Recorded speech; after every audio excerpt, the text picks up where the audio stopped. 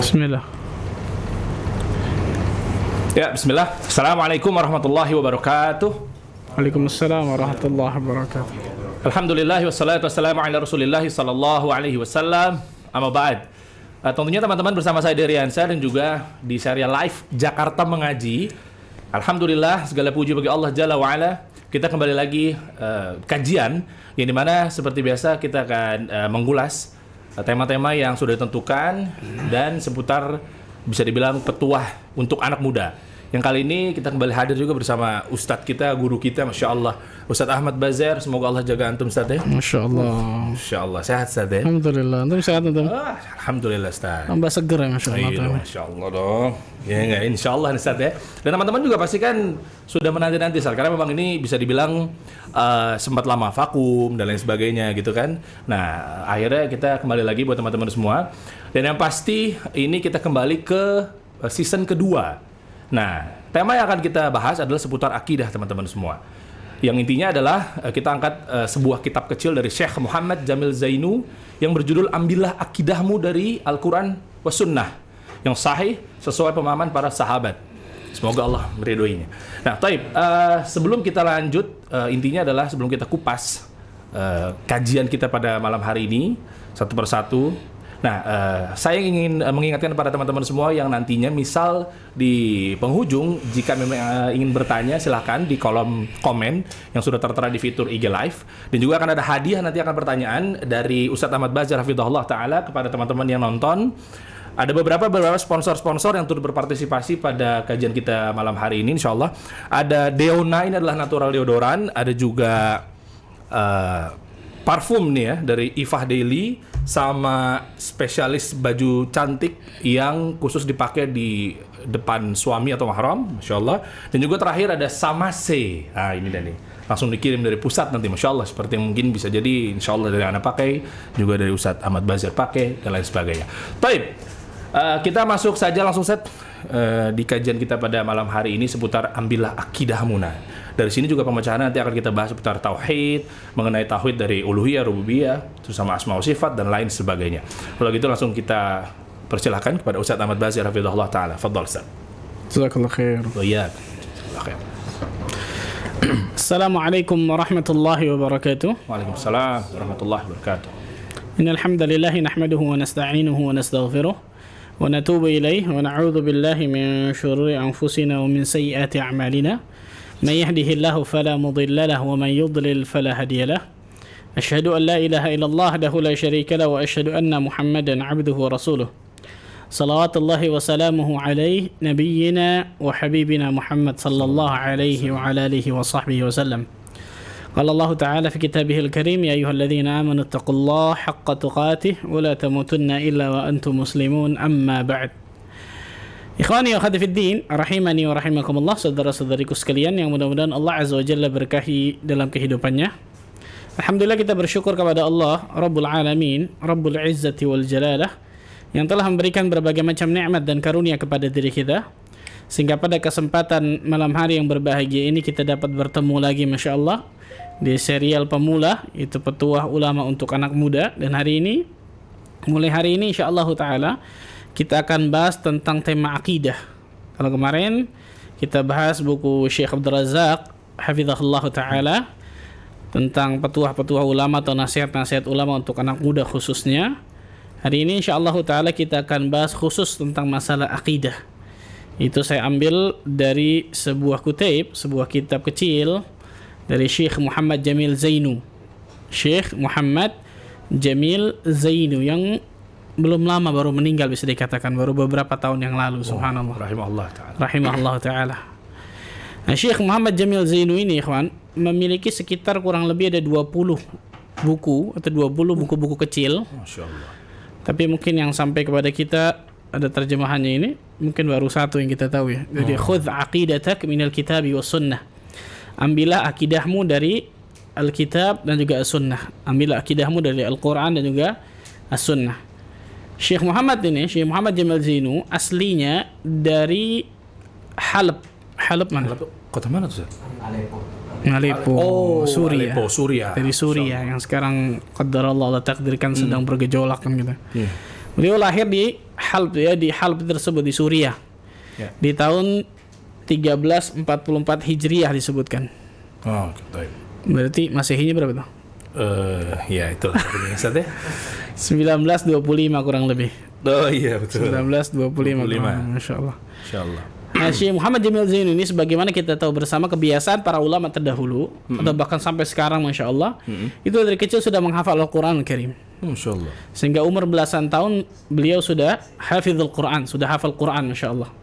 Syekh Muhammad Jamil Zainu di kota Suriah ya, di kota negara Suriah, di kota Halb. Oke. Aleppo.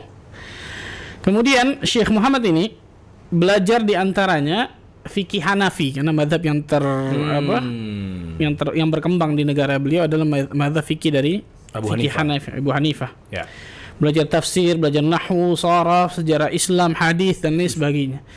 Dan beliau juga ternyata belajar ilmu-ilmu umum juga. Belajar fisika, kimia, matematika, bahasa Perancis dan lain sebagainya. Jadi Masya Allah. Beliau menyelesaikan studinya kurang lebih sekitar tahun 1948. 1948 Masehi maksudnya. Kemudian beliau mengajar di Darul Muallim namanya. Beliau mengajar di Darul Muallim kurang lebih selama 29 tahun lamanya. Masya Allah, lihat 29 tahun jadi guru ini Masya Allah. 29 tahun jadi guru di Darul Muallim tersebut. Kemudian ketika tahun 1399 beliau umroh. Beliau umroh ke Tanah Suci, kemudian bertemu dengan Mufti Saudi pada saat itu. Siapa Ustaz? Muftinya? Syekh Abdul Aziz bin Abdullah bin Baz. Syekh bin Baz rahimahullah ta'ala. Bertemu dengan Syekh bin Baz, kemudian ternyata Syekh bin Baz tertarik dengan beliau Masya Allah. Karena beliau mufti pada saat itu, dan berarti didengar pasti kan. Maka Syekh Muhammad Jamil Zainu ini dijadikan pengajar Masjidil Haram pada saat di musim haji pada saat itu. Di antara halaqah-halaqah yang ada di sana. Di antara halaqah-halaqah di antara Masjidil Haram, beliau dijadikan salah satu pengajar di Masjidil Haram ketika musim haji. Karena musim haji biasanya kan banyak orang, betul ya? Nah, banyak halaqah juga di antara beliau ditunjuk oleh Syekh bin Baz rahimahullah ta'ala untuk ngajar di Masjidil Haram ketika musim haji. Masya Allah. Kemudian selesai musim haji beliau dikirim ke Yordan disebutkan. Oleh Syekh bin Baz dikirim ke Yordan ke salah satu masjid jadi imam, khatib dan lain sebagainya selama beberapa tahun di situ. Kemudian beberapa tahun lamanya atau beberapa tahun betul beliau diminta untuk mengajar di Darul Hadits Al-Khairiyah. Ini yang terkenal nih. Darul Hadits Al-Khairiyah itu di Mekkah Al-Mukarramah. Jadi insyaallah ta'ala orang yang belajar di Mekah tahu nih Darul Hadits Al-Khairiyah. Terkenal nih memang beliau nih. Ummul Qura. Syekh Muhammad beda lagi. Ummul Qura itu jamiah. Kalau Darul Hadits ini tidak sampai setingkat jamiah, tapi ilmunya luar biasa juga. Darul Hadits Al-Khairiyah namanya. Nah yang terkenal ini beliau nih Syekh Muhammad Jamil Zainu di Darul Hadits. Walaupun banyak sebenarnya ulama-ulama yang lain, tapi yang paling terkenal beliau Masya Allah. Nah di Darul Hadits inilah beliau kemudian mulai menulis kitab. Dari satu kitab, dua kitab dan lain sebagainya sampai tadi ada sekitar 20 kitab. Baik itu kitab ataupun kitab kecil. Kemudian beliau menamai Silsilatut Taujihat Al-Islamiyah. Dinamai oleh beliau 20 kitab tersebut kurang lebih namanya Silsilatut Taujihat Al-Islamiyah, dan beliau meninggal umur 85 tahun. Umur 85 tahun, hari Jumat 11 Dzulqa'dah 1431 Hijriah. Posisi lagi masih di Saudi meninggal Ustaz. Di Mekkah Al-Mukarramah. Nah, banyak orang tahu Syekh Muhammad Jamil Zainu ini orang Mekkah, ternyata bukan orang Halb. Orang Suriah aslinya kan gitu. Karena terkenal dengan Darul Haditsnya tadi. Syekh Muhammad Jamil Zainu ini terkenal dengan Darul Haditsnya. Beliau wafat umur 85 tahun, hari Jumat 11 Dzulqa'dah 1431 atau bertepatan dengan tahun berapa Masehi? 2010. Saya mau ngitung lagi gitu. Kadang Ustaz suka dadakan gitu ya. Jadi kan itu sama gimana gitu kesannya. Itu sekilas tentang Syekh Muhammad, betul ya? Tak kenal maka tak sayang itu. Masya Allah. Semoga Allah merahmatinya Ustaz. Rahimahullah ta'ala, Masya Allah. Coba bayangkan dari kecil sudah menghafal Quran, belajar ilmu dan lain sebagainya, ngajar 29 tahun lamanya. Bayangkan luar biasa, ditarik sama Syekh bin Baz dan lain sebagainya. 85 tahun itu Masya Allah isinya mudah-mudahan keberkahan semua. Mudah-mudahan Allah berikan keikhlasan pada beliau rahimahullah ta'ala rahmatan wasi'ah. Dan dalam kutub beliau ini, dalam buku beliau ini nih, buku kecil beliau ini nih, tentang khudh aqidah takminul kitabi was sunnah, ambil akidahmu dari Al-Quran dan juga As-Sunnah. Beliau memakai metode soal jawab, question and answer. Wih, question and answer. Benar gitu? Iya betul sih. Answer. Nggak tahu dan bahasa Inggrisnya kacau nih. Tentang as'ilah wa ajwibah kan gitu, tentang metode tanya jawab. Oh, metode pembelajarannya seperti itu. Nah, dan memang Rasul sallallahu alaihi wasallam sering memakai metode ini kepada para sahabat. Contoh dalam hadis Bukhari Muslim kan, Rasul sallallahu alaihi wasallam mengatakan kepada para sahabat, "Inna minasyajari syajaratan la yasqutu waraquha." Ya. Wa inna mathalul muslim, sesungguhnya ada salah satu pohon di antara pepohonan itu, la yasqutu waraquha, daunnya itu nggak pernah jatuh pohon ini. Dan wa inna mathalul muslim, pohon ini nih ibarat apa, seorang muslim. Oke. Disamakan oleh Nabi SAW ibarat apa, seorang muslim. Pohon apa itu? Ditanya. Rasulullah SAW bertanya kepada siapa? Kepada para sahabat. Metode di antara metode mengajar, ya kawan. Di antara metode mengajar itu, dan ini luar biasa bagusnya ketika apa? Memberikan pertanyaan, kemudian murid itu menjawabkan gitu. Interaktif jadinya. Interaktif. Beliau memakai metode ini dalam kitab beliau ini, dalam kitab beliau tersebut tentang pertanyaan dan juga jawaban. Tadi kira-kira jawabannya pohon apa? Aduh, ntar kalau bilang pohon kurma. Masya Allah, luar biasa, Masya Allah. Itu bener dong kalau udah Masya Allah besar. Antum nebak ternyata. Enggak. Ya kita mungkin menuntut ilmu kali Ustaz. Jadi Masya Allah, tahu gitu. Pohon kurma betul. Abdullah bin Umar ketika di situ masih kecil, beliau mengatakan aku tahu jawabannya, tapi di situ ada sahabat-sahabat senior, jadi itu nggak enak jawabnya. Karena yang lain jawabannya ternyata salah tuh. Rata-rata jawabannya besar. Apa syajaratul bawadi, pepohonan yang ada di pelosok istilahnya. Nah, ikhwan, ala kulli hal, syahid bahasan kita adalah di antara metode yang dipakai Nabi sallallahu alaihi wasallam itu di antaranya tidak bukan bertanya kemudian dijawab. Bertanya dijawab, tanya jawab.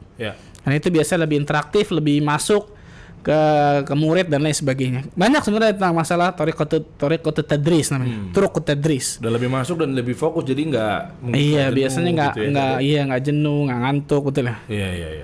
Memang antum sering jenuh kalau belajar. Enggak, nyender semua di sini. Nah. Kita langsung masuk yang pertama berarti ya. Ya, boleh Ustaz. Betul. Langsung kita masuk dari bab yang pertama tentang haqqullah 'alal ibad. Hak Allah atas hamba-hambanya. Nah, hak Allah atas hamba-hambanya. Berarti kalau hak Allah, kewajiban siapa? Kewajiban ya hamba-hambanya yang menjalankan, betul. Kok antum bingung sih? Iya benar. Hak Allah atas hamba-hambanya. Berarti kalau hak Allah, kewajiban siapa? Kewajiban hamba-hambanya. Kewajiban hamba-hambanya. Kenapa antum bingung? Iya enggak, maksudnya kan kita mau gimana gitu, Ustaz. Menjalankan perintahnya kan begitu, Ustaz. Iya, hak Allah atas hamba-hambanya. Berarti kewajiban siapa? Kewajiban hamba-hambanya kepada Allah. Apa kewajiban kita kepada Allah nih apa? Kan gitu. Ya.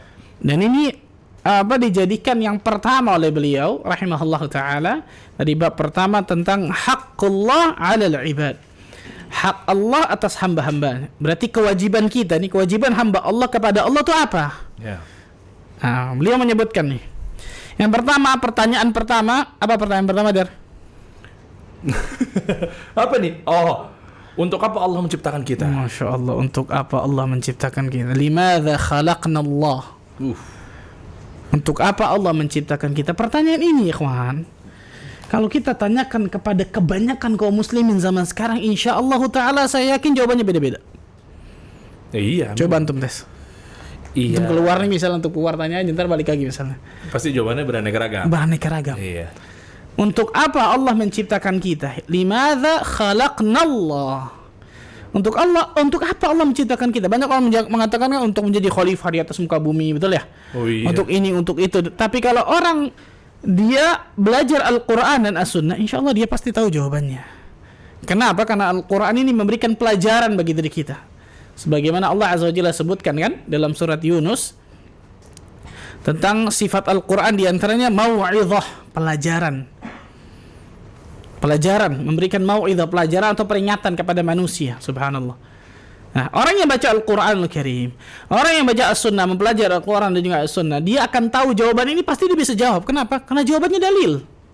Jawabannya nggak ngambang ke sana, ke sini, kemana. Kan orang sekarang banyak gitu sekarang ya. Menurut saya nih, begini. Intinya nggak ada.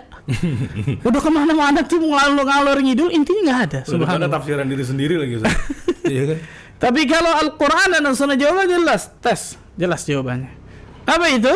Khalaqna lina'buduhu wa la nusyriku bihi syai'a. Allah Azza wa Jalla menciptakan kita untuk apa? Untuk apa dia? Untuk beribadah kepadanya. Untuk beribadah kepadanya. Masya Allah, barakallahu fiik. Untuk kita hamba Allah ini beribadah kepada Allah tabaraka wa ta'ala. Allah menciptakan kita tidak lain tidak bukan untuk beribadah kepadanya. Ya. Dan menjauhi kesyirikan. Menjauhi menyekutukan Allah. Ya. Biasa kan orang bilang seperti itu, menyekutukan Allah, menyamakan Allah dengan selain Allah, menyamakan Allah dengan makhluknya. Ini tujuan Allah Azza wa Jalla ciptakan kita di atas muka bumi ini. Mana dalilnya? Allah Azza wa Jalla berfirman dalam surah Az-Zariyat surah 51 ayat ke-56. Wa ma khalaqtul jinna wal insa illa liya'budun. Dan tidaklah aku, kata Allah, menciptakan jin dan manusia kecuali untuk beribadah kepada diriku. Tidaklah aku, kata Allah, ciptakan jin dan manusia kecuali untuk apa? Beribadah kepada diriku. Subhanallah. Jadi kita diciptakan di atas muka bumi ini tidak lain tidak bukan untuk kita beribadah kepada Allah. Menciptakan hakikat ubudiyah kepada Allah Azza wa Jalla. Dan menjauhi peribadatan kepada selain Allah. Menjauhi kesyirikan. Itu pertanyaan pertama. Dan yang paling utama pada hakikatnya, subhanallah. Dan kita bahas setelah ini, kita bahas tentang masalah tauhid. Karena kata-kata wa ma khalaqtul jinna wal insa illa liya'budun, para ulama tafsir di antara menafsirkan liya'budun ay yuwahhidun, liyuwahhidun. Untuk beribadah kepadaku, yaitu untuk mentauhidkan aku. Mentauhidkan Allah maksudnya. Nah, nanti insyaallah kita bahas yang kedua ini tentang masalah tauhid. Apa itu tauhid? Terbagi berapa tauhid tersebut dan lain sebagainya, disebutkan para ulama tentang masalah tersebut. Ala kulli hal, intinya adalah dari pertanyaan pertama ini, kita diciptakan di atas muka bumi ini untuk beribadah kepada Allah, untuk mentauhidkan Allah, menjauhkan kesyirikan, untuk beribadah kepada Allah Azza wa Jalla dan tidak menyekutukan Allah dengan sesuatu apapun. Dalilnya tadi Az-Zariyat 56 kan gitu. Kemudian di antara dalil juga dari Nabi SAW ketika Rasul SAW membonceng sahabat yang mulia. Siapa itu? Mu'adz bin Jabal. Mu'adz bin Jabal. Rasul SAW lagi bonceng Mu'adz nih, tiba-tiba ngomong, "Ya Mu'adz, labbaika wa sa'daika ya Rasulullah." Labbaika wa sa'daika itu aku seru panggilan wahai Nabi SAW. Tiba-tiba Rasul diam. Berarti kan ini di antara metode mengajar Nabi nih. Rasul diam. Nggak lama dipanggil lagi nih, "Ya Mu'adz." Kencang suaranya. Malah makin tinggi nadanya, Ustaz. Labbaika wa sa'daika ya Rasulullah SAW. Aku seru panggilan wahai Rasul sallallahu alaihi wasallam. Diam lagi Rasul 2 kali. Oke. Yang ketiga kali, "Ya Mu'adz." Panggil lagi, kencang, tinggi lagi. "Labbaika wa sa'daika ya Rasulullah." Aku seru panggilan wahai Rasul sallallahu alaihi wasallam. Baru yang ketiga diomong ini. "Atadri ma haqqallah 'ala al-'ibad wa haqqul 'ibadi 'ala Allah?" Lihat pertanyaan lagi sama. Metode Nabi SAW bertanya kepada Mu'adz bin Jabal, apakah engkau tahu apa hak Allah atas hamba-hambanya dan hak hamba kepada Allah Azza wa Jalla? Lihat, perhatikan. Rasul SAW memanggil Mu'adz dengan 3 kali panggilan. 1 kali diam, 2 kali Rasul masih diam, 3 kali baru ditanya. Untuk apa itu? Uslubut tasyawwuq, kata para ulama. Itu diantara cara metode mengajar agar murid ini apa? Murid ini agak apa? Iya, contoh apa? Bagus tuh bahasanya, masyaallah. Notice. Iya benar nggak? Aware, attention. Agar murid ini benar-benar memperhatikan dengan seksama dan pasti ada kerinduan nih. Ini apa yang mau disampaikan Nabi nih? Sampai 3 kali Rasul manggil, betul ya? Artinya serius nih. Berarti ini sesuatu yang penting, luar biasa kan gitu. Ya Mu'adz, ya Mu'adz, ya Mu'adz 3 kali. Baru kemudian ditanya. Yang ketiga kemudian ditanya pertanyaan. Agar benar-benar rasikh. Agar benar-benar masuk ke dalam kepalanya kan gitu. Atadri ma haqqullah 'alal 'ibad wa haqqul 'ibadi 'ala Allah? Apakah engkau tahu apa hak Allah atas hamba-hambanya dan hak hamba kepada Allah tabaraka wa ta'ala? Allahu wa rasuluhu a'lam. Allah dan Rasul lebih tahu. Wahai Rasul, lihat adab seorang penuntut ilmu. Bukan kemudian gitu aja ditanya Rasulullah. Enggak. Waduh.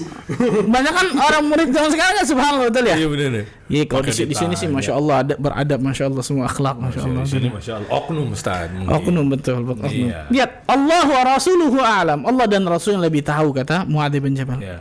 Kemudian Nabi SAW mengatakan haqqallah 'alal 'ibad an ya'buduhu wa la yusyriku bihi syai'a. Hak Allah atas hambanya, berarti kewajiban hamba kepada siapa? Allah ya. Allah. Untuk jangan kemana-mana nih. Betul, paham gitu.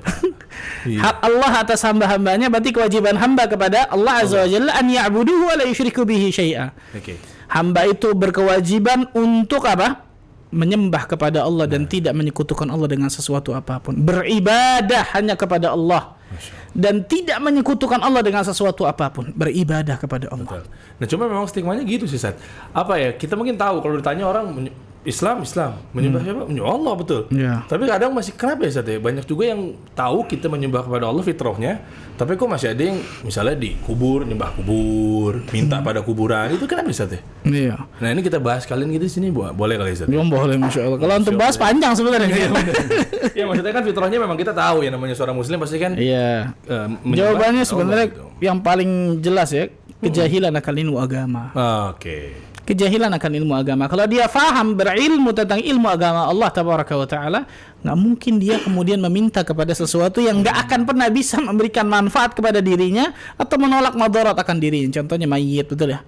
Mau mayit siapa lagi? Kalau kita mau bagus-bagusan nih, mayit yang paling terbaik jelas mayitnya Rasulullah SAW, betul ya? Iya. Nggak pernah ada satupun dari sahabat Nabi radhiyallahu anhum jami'an ketika mereka ada sesuatu datang kepada Nabi minta sama Nabi atau bertawasul kepada Nabi, nggak ada. Iya. Maka jawabannya jelas, karena apa? Karena kejahilan akan mereka. Bisa juga jangan apa? Karena ada syubhat di kepala orang itu. Ini saya ngajarkan seperti ini saya. Iya, betul. Betul ya. Betul. Guru saya ngajarin kayak gitu tuh. Syubhatnya begini dan lain sebagainya. Jadi jawabannya banyak sebenarnya. Ya. Allah alam besar. Syukur. Jadi Allah Azza wa Jalla ciptakan kita untuk apa? Beribadah kepadanya. Betul ya? Iya, betul. Apa sih ibadah, Ter? Wah. Ya, menjalankan perintahnya, menjauhi larangannya. Takwa, ittaqillah, ittiba wa rasul. ibadah tentunya kemana-mana. Ini jawabannya ibadah. Tapi kan Ibadahnya apa? menjalankan perintahnya dan menjauhi larangannya. Oh, masya Allah, menjalankan perintahnya, menjauhi larangannya. Itu definisi ibadah atau takwa tuh?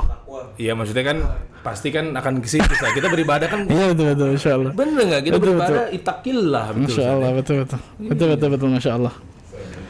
Bisa aja ngelesin, masya Allah. Masya Allah.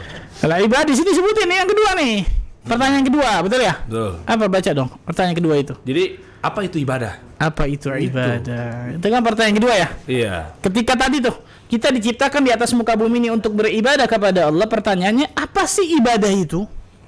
Apakah ibadah itu cuma sholat? Apakah itu ibadah cuma puasa, zakat, haji, kan gitu ya? Betul, Ustaz. Ternyata ibadah itu cakupannya luas, subhanallah. Ibadah itu cakupannya apa? Luas, disebutkan oleh para ulama tentang masalah ini. Jadi terkait sama rukun Islam berarti, Ustaz ya? Di antaranya pasti masuk ke situ kan gitu. Iya. Tapi ibadah ini para ulama mendefinisikan banyak. Ibadah ini kata-kata abada ya'budu. Ibadatan, yang artinya apa? Apa Ya, abadah? bahasa Arab gitu mungkin.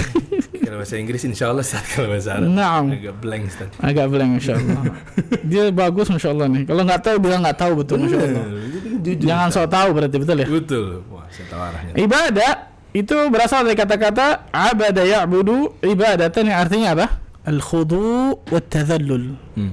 Al-khudu' itu merunduk, ketundukan. Wa tadhallul itu merendahkan diri atau menghinakan diri. Ini secara etimologi ya, secara lughatan, secara bahasa.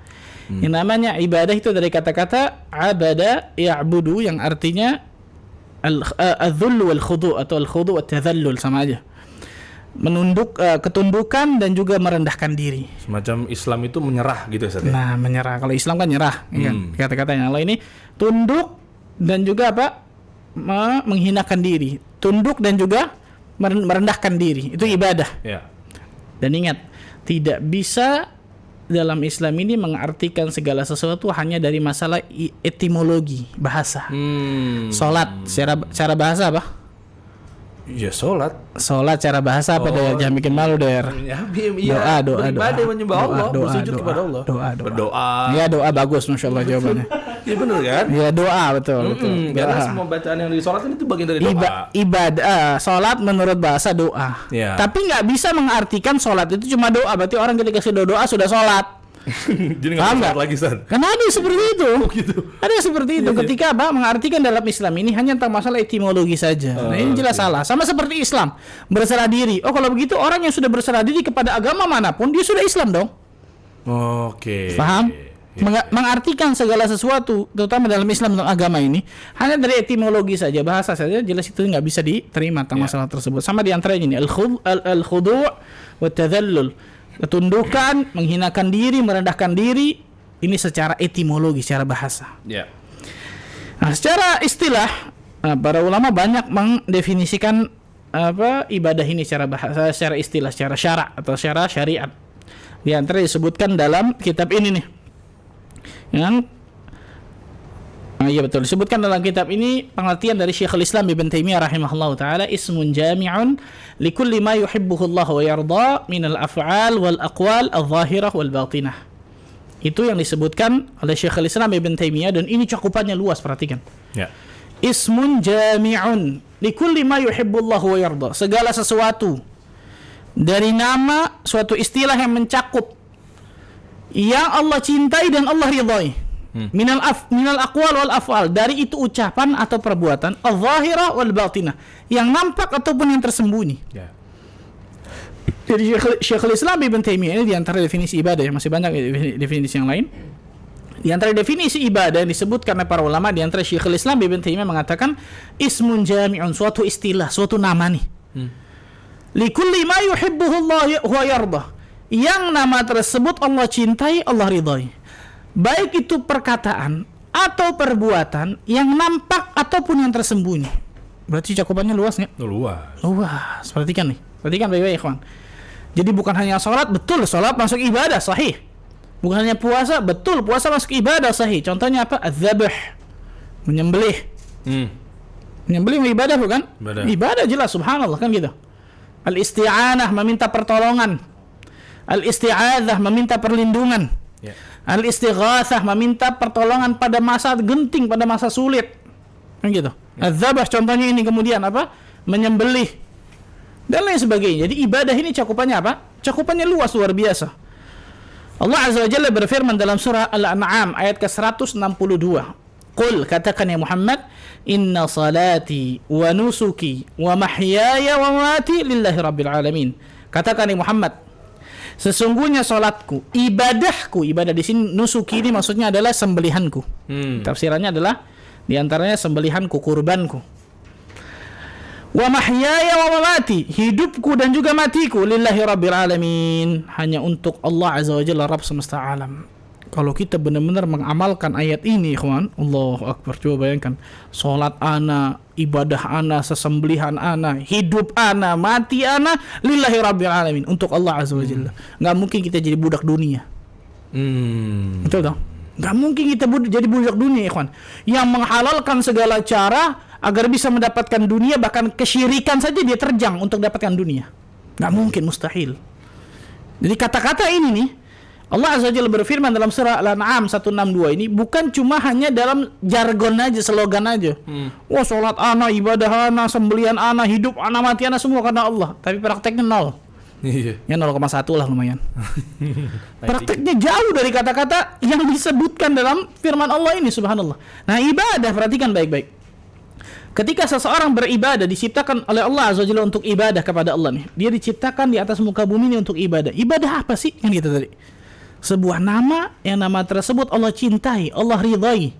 Suatu istilah yang Allah cintai, yang Allah ridhai. Baik perkataan kita, perbuatan kita, yang nampak ataupun yang tersembunyi. Itu ibadah di antara definisinya. Berarti semua tindak tanduk kita di atas muka bumi ini tidak lain tidak bukan harus kita persembahkan kepada Allah Tabaraka wa Ta'ala. Itu ibadah. Kemudian ada juga para ulama yang mendefinisikan masalah ibadah adalah yang antum katakan tadi, Masya Allah. Tapi ada tambahan sedikit. Apa itu? Taat kepada Allah Azza wa Jalla, taatullah. Taat kepada Allah Azza wa Jalla dengan melaksanakan perintahnya. Masya Allah. Itu benar berarti, Dar? Ya, insya Allah, Ustaz. Insya Allah. Melalui lisannya para rasulnya. Ada tambahannya nih. Melalui lisan para rasulnya. Karena nanti kita bahas yang ketiga nanti nih. Melalui lisan para rasulnya. Ada juga ulama yang mengartikan ibadah adalah merendahkan diri kepada Allah. Lihat tadi, merendahkan diri kepada Allah. Khudu'. Merendahkan diri kepada Allah Azza wa Jalla, yaitu tingkatan tunduk yang paling tinggi disertai dengan rasa mahabbah, kecintaan yang paling tinggi. Wah, ini kalau kita praktekkan ikhwan luar biasa nih. Tingkatan tunduk yang paling tinggi. Tingkatan ketundukan yang paling apa? Tinggi. Paling tinggi. Disertai dengan rasa mahabbah, rasa cinta yang paling apa? Yang paling tinggi. Allahu Akbar. Al-Imam Ibnu Qayyim Al-Jauziyah rahimahullahu taala mengatakan, ini dalam kitabnya Al-Fawaid, al-mahabbah min al-khudu' hiya al-'ubudiyyah allati alladhi khalaqal khalqu li ajliha. Kecintaan disertai dengan ketundukan. Nih ibadah nih kan, perhatikan, orang yang beribadah kemudian nanya, Pak Ustadz, kok saya ibadah gersang aja ya? Perhatikan baik-baik nih. Oh iya, nggak ada nikmatnya. Nggak ada nikmatnya dan lain sebagainya. Bisa jadi karena ini nih. Kecintaan disertai dengan ketundukan, dua, al-mahabbah wal khudu'. Oke. Al-mahabbah rasa cinta, al-khudu' ketundukan, kan itu. Iya. Hiyal ubudiyyah, itulah yang namanya ibadah. Allati khalaqal khalqu li ajliha, yang menjadi tujuan Allah menciptakan makhluk. Berarti ketika kita beribadah kepada Allah, harus kita merendahkan diri kita, menghinakan diri kita, disertai dengan apa? Rasa cinta kepada Allah Azza wa Jalla. Nah, ini di antara hikmah nih kawan. Contoh ya, kita ambil contoh. Ini di antara hikmah kenapa doa ketika sujud itu sangat ijabah. Kenapa? Ya karena ketika kita benar-benar posisi terhina manusia itu, betul ya? Posisi terhina manusia, dia rendahkan kepalanya lebih rendah daripada bokongnya, betul ya? Iya, betul. Karena itu nggak boleh seseorang ruku dan sujud kepada makhluk. Rasul mengatakan kan, kalau seandainya makhluk boleh sujud kepada makhluk, aku akan perintahkan istri sujud kepada apa? Suaminya, saking besarnya hak suami. Tapi kan nggak boleh, kalau seandainya boleh. Nah, itu di antara hikmah kata para ulama, ketika sujud itu doa diijabahnya luar biasa. Sedekat-dekatnya seorang hamba kepada Rabbnya. Kenapa? Karena pada saat itu posisi seorang hamba yang sangat hina itu kepada Allah Azza wa Jalla. Benar-benar dia tundukkan kepalanya di apa? Di sujudnya, di tanah, subhanallah, di bumi ini nih. Ini disebutkan para ulama. Bahkan ada sebuah riwayat disebutkan, di antara alasan dari alasan yang lain yang menjadikan Abu Talib, siapa Abu Talib? Ya, paman Nabi SAW tidak mau masuk ke dalam Islam, di antara sebabnya dalam riwayat ini ya, dalam riwayat ini disebutkan di antaranya karena beliau tidak mau lebih merendahkan kepalanya daripada bokongnya. Masya Allah. Di antara riwayat ini ada riwayat yang lain disebutkan, karena apa? Kalau aku tidak takut dengan hujatan teman-temanku orang-orang Quraisy, aku akan mengikuti keponakanku. Ya kalau kita pikir-pikir jahil ya. Cuman gara-gara kemudian celaan makhluk kan gitu ya. Cuman gara-gara tadi apa? Nggak mau kepalanya lebih rendah daripada bokongnya, nggak masuk Islam, jadi neraka, naudzubillah, selama-lamanya itu Abu Talib. Dan Abu Talib itu apa? Siksaan neraka yang paling rendah, dikasih apa? Terompah dari neraka, otaknya mendidih, dan itu selama-lamanya. Naudzubillah min dzalik, sallallahu alaihi. Saya ulang. Jadi ibadah ikhwan, perhatikan nih. Ketika orang ingin merasakan kenikmatan dalam ibadah, nanti kita khusus masalah itu, kita bahas di masalah itu. Maka dia harus apa? Al-mahabbah wal khudu'. Dia harus ada rasa cinta ketika dia beribadah kepada Allah. Dia harus ada ketundukan kepada Allah Azza wa Jalla. Dia harus hinakan dirinya di hadapan Allah. Baru itu akan ada tuh muncul kenikmatan ketika dia ibadah, contohnya. Itu di antaranya. Ada banyak yang lain. Kemudian Rasul sallallahu alaihi wasallam juga bersabda, Allah berfirman dalam hadis qudsi, "Wa ma taqarraba ilayya 'abdi bi syai'in ahabba ilayya mimma aftaradtu alaih." Tidaklah hambaku mendekatkan dirinya kepadaku dengan sesuatu yang paling aku cintai daripada yang aku wajibkan kepadanya. Yang aku wajibkan, aku perintahkan berarti kepada hamba tersebut. Ya, tidak lain tidak bukan adalah ibadah kepada Allah. Nah, pertanyaan selanjutnya adalah, bagaimana sih kita ibadah kepada Allah nih, gimana? Nah, ini Ustaz. Jadi maksudnya ketika kita tahu nih ya, bahwa ya oke, ibadah. Tapi bagaimana bentuk-bentuk ibadahnya? Maksudnya yang betul-betul contohkan oleh Rasulullah SAW. Nah, ini. Iya kan? Ikhwan, kata kuncinya ibadah ini tauqifiyah. Kata kuncinya ibadah ini tauqifiyah. Apa itu tauqifiyah? Ibadah ini hanya mengikut dari dalil. Oke. Ibadah ini nggak boleh kemudian kita bikin sesuatu inovasi dalam ibadah ini, bikin sesuatu yang baru dalam ibadah, kemudian ini kayaknya bagus nih, ini kayak mendekatkan diri sama Allah, tapi nggak ada dalilnya. Sekalipun itu baik ya Ustaz ya. Walaupun itu baik di mata manusia. Kenapa? Kalau itu baik di mata Allah dan Rasulnya, pasti disyariatkan oleh Allah dan Rasulnya di agama. Iya. Betul dong? Iya betul. Kalau itu baik di mata di dalam pandangan Allah dan Rasulnya, pasti disyariatkan jadi agama. Iya benar ya. Kan gitu dong? Iya benar. Tapi karena itu mungkin baik dalam pandangan manusia, tapi nggak baik dalam pandangan Allah dan Rasulnya. Makanya pertanyaan yang ketiga, apa pertanyaan yang ketiga? Ya tadi pertanyaan bagaimana cara bentuk ibadahnya? Nah, bagaimana cara bentuk ibadah kepada Allah? Yang benar. Bagaimana kita beribadah kepada Allah itu gimana, subhanallah? Kaifa na'budullah? Gimana kita beribadah kepada Allah itu seperti apa? Bagaimana, subhanallah? Iya. Maka jawabannya karena amaranallahu wa rasuluh, sebagaimana apa yang Allah dan Rasulnya perintahkan. Titik. Sebagaimana apa yang Allah dan Rasulnya perintahkan. Titik. Selesai sudah. Apa yang ada dalilnya dari ibadah tersebut kita laksanakan, kita kerjakan. Apa yang tidak ada dalilnya, minta maaf, saya hanya mengikuti apa yang Allah dan Rasulnya perintahkan. Itu ibadah, gampang banget, subhanallah, simple. Kalau kita boleh bahasakan, ibadah ini cuma kopas tanpa edit. Iya betul. Cuma copy paste tanpa diedit. Satu huruf pun dalam ibadah ini nggak boleh diedit. Betul ya? Iya, tapi kebanyakan jadi ditanya, biasanya nanya kalau ada muncul ibadah, emang iya ya? Nah itu malah bertanya kan saatnya kebanyakan gitu para oknum misalnya. Iya, karena kebanyakan orang nanya. Iya, emang bener ya? Iya, sebenarnya nanya paling zen itu ketika pertanyaan ditanya, kita nanya misalnya nih, ente melakukan apa nih? Oh, nah ini. Oh, itu ada contohnya, ada dalilnya ya. Oh, emang ada larangannya? Nah itu. Betul kan? Sering ditanya kan gitu ya? Emang ada larangannya? Antum jawab gimana? Pembenaran gitu ya. Gitu ya. Emang ada larangannya? Ya kita balikin. Ana mau sholat zuhur 7 rakaat. Oke. Ana mau sholat zuhur nih 7 rakaat karena ana lagi semangat misal nih ya. Oke. Misal aja. Iya, misal. Ana lagi semangat mau sholat zuhur 7 rakaat nih. Boleh nggak? Nah itu dia. Padahal isinya 3 rakaat tambahannya itu kalamullah semua ibaratnya ya. Iya, isinya bagus semua dong. Al-Fatihah, surat, betul ya? Iya betul. Boleh nggak? Iya nggak boleh. Kenapa nggak boleh? Emang ada larangannya? Wah, iya benar. Ustaz masuknya bagus nih, benar gitu ya. Iya tadi, ya terus anda jawab lagi palingan. Nah kalau nanti begitu, berarti anda lebih merasa pintar dibanding Rasul. Wah, luar biasa, masya Allah. Rasulullah cuma ngasih tahunya 4. Talibul ilmu, masya Allah ini. Menuntut ilmu, Allah wa barik, masya Kalau Allah. ente 7 ya berarti ilmu ente lebih tinggi daripada Rasul. Masya Gitu. Paling saya kalau anda mah. Masya Allah, tabarakallah. Koreksi kalau saya. Allah barik. Saya kalau stigma saya. Akhi dari masalah ini luar biasa, benar-benar luar biasa, masya Allah. Pas luar biasa, masya Allah. Subhanallah. Karena ibadah ini ya kawan, hukum asalnya itu terlarang sampai datang dalil yang membolehkan. Ya. Tadi tuh ibadah itu tauqifiyah. Apa itu tauqifiyah? Yang ada pada dalil, yang datang dari dalil kita laksanakan, titik sudah.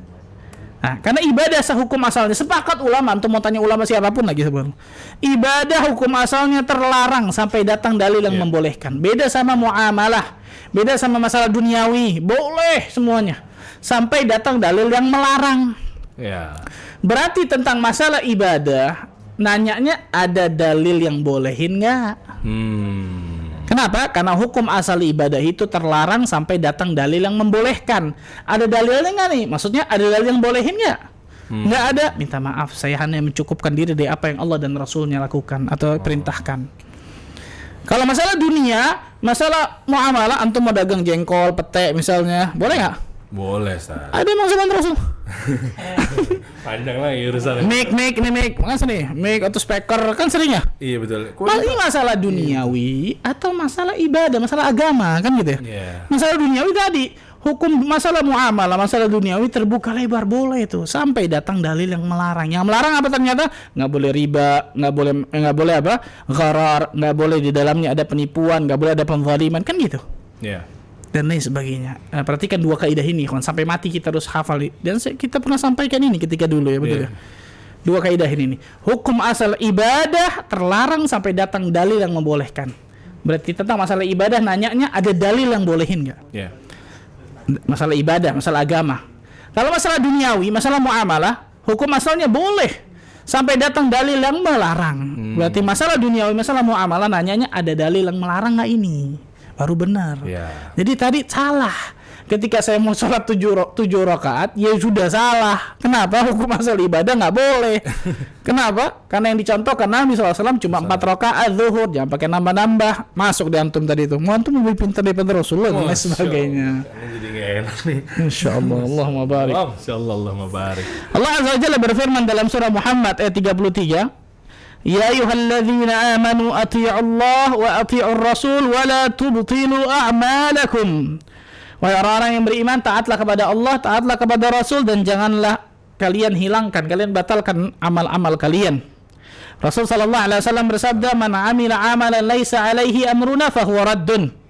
Barang siapa yang melakukan satu amalan yang sama sekali enggak kami perintahkan, yang sama sekali amalan tersebut enggak ada perintahnya dari kami, maka amalan tersebut raddun, pasti tertolak. Ini yang ngomong siapa? Nabi SAW, bukan kita. Subhanallah. Rasul sallallahu alaihi wasallam yang ngomong seperti ini, kawan. Ini sebutkan oleh beliau tentang masalah ini. Karena itu Al-Imam Ibnu Qayyim Al-Jauziyah, anda teringat perkataan Imam Ibnu Qayyim, sebelum kita beribadah kepada Allah, tanyakan 2 hal dulu sama diri kita. Tanyakan 2 hal. Perhatikan ikhwan. Sebelum kita ingin melakukan satu amal saleh, ibadah dan lain sebagainya, tanya kepada diri kita 2 hal, kata Imam Ibnu Qayyim. Yang pertama apa? Limadza? Untuk apa ente beribadah nih? Maksudnya apa? Ikhlasnya untuk Allah atau untuk manusia? Untuk dapatkan surga Allah, untuk terhindar dari neraka Allah, atau untuk dipuji manusia, untuk disanjung manusia, untuk mendapatkan tempat di hati masyarakat? Yang pertama, tanya kepada diri kita nih. Limadza? Untuk apa saya beribadah ini? Untuk apa? Apakah ikhlas lillahi ta'ala atau li ghairillah, karena selain Allah? Pertanyaan pertama. Kalau pertanyaan pertama ini lulus, tanya yang kedua, kata Ibnu Qayyim. Wa kaifa? Dan bagaimana ibadah tersebut? Bagaimana amal saleh tersebut? Apakah ibadah tersebut, amal saleh tersebut sesuai dengan apa yang dicontohkan Nabi sallallahu alaihi wasallam atau tidak? Iya, betul. Itu yang ketiga. Kemudian ittiba itu ya, Ustaz ya. Ittiba'ur Rasul. Makanya sering dibahasakan syartan liqabulil amal. 2 syarat diterimanya amal saleh, ikhlas dan ittiba'ur Rasul. Ikhlas karena Allah Azza wa Jalla lillahi ta'ala, dan ittiba'ur Rasul, mengikuti contoh Rasulullah sallallahu alaihi wasallam. Nah, cuma pertanyaannya gini, Ustaz. Maksudnya sebetulnya ketika kita sudah tahu insyaallah bagaimana cara beribadahnya, nah muncul juga sering ditanyakan nih, haruskah kita beribadah itu dengan menggunakan rasa takut misalnya, Ustaz? Karena takut dan lain sebagainya gitu kan, terus juga ada harapan di situ. Kita beribadah tapi karena pengen ini. Nih kalau ntar saya sholat rezekinya lancar nggak nih? Kan ada yang kayak gitu-gitu tuh, Ustaz. Sehingga nanti dipertanyakan. Nah, itu gimana tuh, Ustaz? Sahih, barakallahu fiik, insyaallah. Nah, ini di antara pertanyaan yang keempat nih. Nyambung sama pertanyaan yang keempat oleh Syekh beliau nih, rahimahullah taala. Beliau mengatakan, hal na'budullah khaufan wa tama'a? Apakah kita beribadah kepada Allah dengan rasa takut dan rasa harap? Apakah kita beribadah nih? Kita diciptakan untuk ibadah, betul ya? Ibadah sudah kita jelaskan dan lain sebagainya. Ibadah harus mengikuti apa yang diperintahkan Allah dan Rasulnya, betul ya? Nah, di antaranya pertanyaan beliau ini langsung mengarah nih. Apakah kita beribadah kepada Allah dengan mengharap sesuatu dan rasa takut akan sesuatu? Maksudnya harus ada rasa takut dan rasa harap atau tidak nih? Iya, itu maksudnya. Nah, maka jawabannya jelas iya. Para ulama mengatakan 3 pilar ibadah, 3 rukun ibadah yang harus ada ketika kita beribadah kepada Allah. Ibadah apapun harus ada 3 pilar ini. Apa itu, Ustaz? Harus ada 3 rukun ini. Yang pertama al-mahabbah, tadi rasa cinta. Seseorang yang beribadah kepada Allah tidak dilandasi atas dasar cinta kepada Allah, yakinlah ibadahnya pasti hampa. Iya. Yakin pasti ibadahnya hampa. Nggak ada rasa cinta kepada Allah Azza wa Jalla, kan gitu. Loh, kok bisa rasa cinta kepada Allah, Pak Ustaz? Kita kan belum ini dan sebagainya. Allah Azza wa Jalla memberikan kenikmatan luar biasa banyaknya kepada kita. Allah Azza wa Jalla suruh kita ibadah doang kok. Yang ibadah itu juga nggak bakal bisa bayar nikmat yang Allah kasih sama kita kok. Betul ya? Iya. Kalau kita pertanyaan. Kalau kita, kenapa Anda cinta sama orang tua Anda? Oh jelas, karena orang tua saya memberikan banyak kebaikan sama saya. Didik saya dari kecil dan sebagainya. Allah Azza wa Jalla lebih daripada orang tua Anda. Betul? Allah Azza wa Jalla lebih daripada orang tua Anda. Apakah Anda tidak kemudian mencintai Allah Azza wa Jalla, malah mencintai orang tua Anda? Oh iya. Orang tua Anda makhluk loh. Orang tua Anda nggak bisa berikan hidayah. Orang tua Anda nggak bisa berikan surga atau neraka, kan gitu. Allah Azza wa Jalla jelas bisa tentang masalah ini. Jelas, subhanallah, betul ya? Kok banyak orang lebih mengutamakan makhluk daripada sang Khalik, kan gitu? Banyak manusia lebih mengutamakan makhluk daripada Allah Tabaraka wa Ta'ala. Ini dia yang terasa cinta nih, kawan. Makanya kalau kita bahas cinta panjang lebar ini luar biasa, subhanallah. Maka tadi makanya mengatakan orang yang beribadah tanpa cinta dan tanpa ketundukan nggak mungkin bisa merasakan nikmatnya ibadah. Hambar. Ini yang pertama. Pilar pertama, rukun pertama ketika ibadah harus ada rasa cinta, dan para ulama mengibaratkan seperti kepala dari burung. Kepala dari burung itu nggak ada, nggak mungkin hidup burung tersebut. Sebagaimana ibadah kita nggak ada rasa cinta, nggak akan pernah nikmat dalam diri kita. Kemudian yang kedua dan yang ketiga, ini seperti dua sayap burung. Tadi kepala burung, ini dua sayap burung. Apa itu? Al-khawf war raja, rasa takut dan rasa harap. Ini harus ada dalam kita beribadah kepada Allah Azza wa Jalla. Rasa takut dan rasa harap. Lihat, dua sayap burung, berarti dua sayap burung ini harus seimbang. Nggak boleh berat sebelah aja, oleng tuh burung. Sebagaimana antum naik pesawat, sayapnya berat sebelah ke kanan terus tuh. Nyampe-nya kemana? Muter itu, subhanallah. Maka dua sayap burungnya harus seimbang, subhanallah. Rasa takut dan rasa harap. Rasa takut dan juga rasa harap. Allah Azza wa Jalla berfirman di dalam surah As-Sajdah ayat ke-16. Yad'una rabbahum khawfan wa tama'a. Subhanallah. Allah Azza wa Jalla mensifati orang-orang yang beriman dalam ayat ini, Sajdah ayat 16. Mereka, orang-orang yang beriman nih, selalu berdoa kepada Allah, selalu beribadah kepada Allah. Di antara contoh ibadah doa jelas. Mereka selalu berdoa kepada Allah Azza wa Jalla dengan apa? Dengan penuh rasa takut dan rasa harap. Khaufan wa tama'ah. Dengan penuh rasa takut dan juga rasa apa? Rasa harap. Allahu Akbar, subhanallah. Dengan penuh rasa takut dan juga rasa harap. Takut akan apa ini? Takut akan azab Allah, takut akan neraka Allah, takut akan siksa Allah.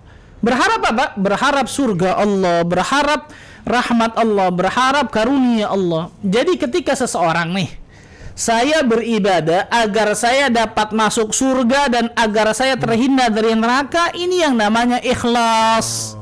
Boleh berarti Ustaz ya? Bukan boleh, itu memang disyariatkan. Kan soalnya banyak yang kayak gitu juga. Kan banyak orang menggunakan kata-kata Abu Nawas tuh. Yang mana Ustaz? Saya beribadah bukan karena saya ingin dapatkan surga, dan saya beribadah bukan karena saya takut neraka. Tapi saya ingin dapatkan rahmat Allah. Benar nggak? Oh, itu kata Abu Nawas, saya baru tahu tuh. Ini antaranya. Oh gitu. Saya beribadah bukan karena ingin dapatkan surga, bukan karena takut neraka, tapi saya ingin dapatkan rahmat Allah. Betul apa salah? Salah.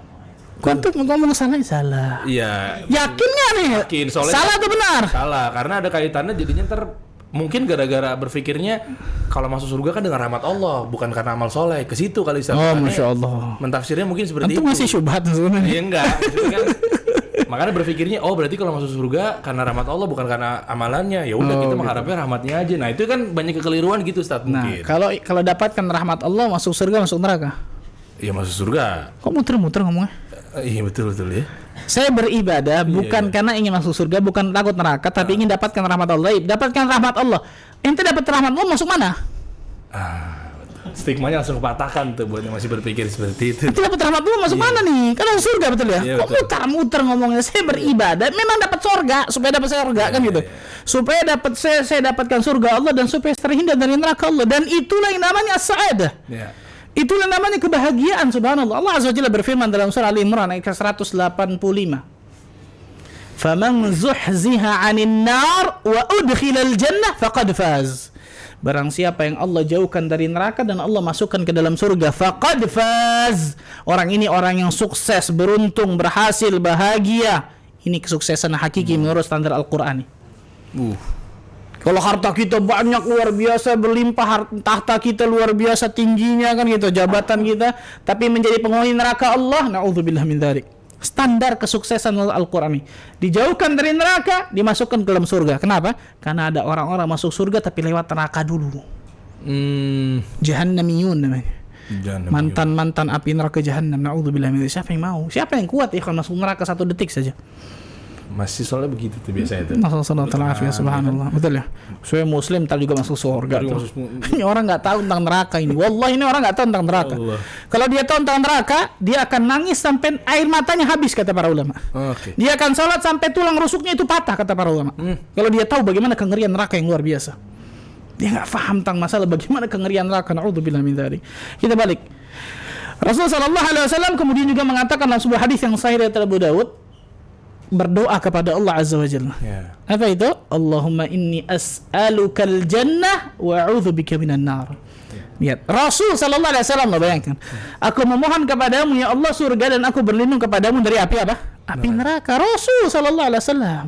Padahal orang pertama yang masuk surga Ustaz. Jelas, subhanallah. Allahu akbar, subhanallah. Masih berdoa istilahnya Ustaz ya. As'alullahal jannah wa a'udzu bihi minan nar. Dalam sebuah hadis dikatakan aku meminta surga kepada Allah dan aku berlindung kepada Allah dari api nerakanya. Maka kita beribadah kepada Allah ikhwan tidak lain tidak bukan harus ada 2 sayap ini, harus seimbang. Berharap dan juga takut. Berharap dan juga takut. Jangan perhatikan dua-duanya ini harus seimbang ya, enggak boleh berat sebelah. Karena kalau takut aja takut ujung-ujungnya was-was tuh. Syaitan masuk. Iya. Atau berharap doang yang lebih besar nih kebanyakan manusia nih. Berharap terus berharap. Ujung-ujungnya meremehkan maksiat. Iya. Allah kan Ghafur Rahim. Allah kan terus tuh pemaaf dan ujung-ujungnya gampang orang ini akan meremehkan maksiat, tercebur ke dalam kedurhakaan kepada Allah. Sebelum taubat, ternyata dalam keadaan maksiat. Na'udzubillah min dzalik. Sallallahu alaihi subhanallah. Dan yang terakhir. Ya. Kita masuk nih berarti kelima setelah pertanyaan. Kelima. Nah, ini nih, yang kelima ini Masya Allah.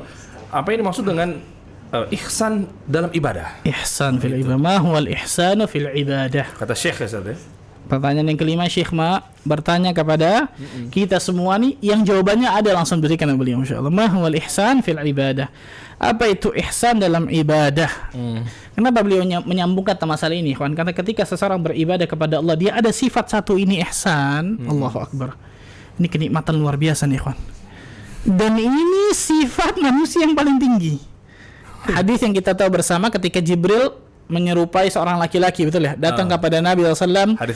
Hadis Jibril terkenal. Syadidu bayadhi thiyab, syadidu sawadi sya'ar. Pakaiannya putih bersih, rambutnya hitam tersisir rapi. Nanya kepada Nabi SAW, apa itu Islam, apa itu iman, apa itu ihsan diantaranya, betul ya? Oh iya benar. Nah, ini tingkatan agama, tingkatan beragama dalam Islam ini nih.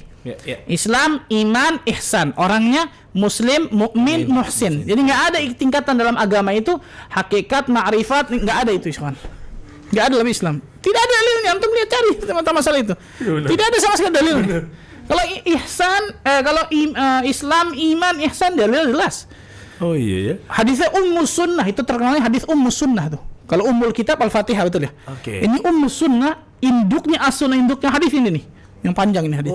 Terkenal hadis Jibril, hadis Ummus Sunnah terkenal namanya. Enggak ma'rifat, hakikat itu bukan hakikat, ma'rifat, apa lagi setelahnya?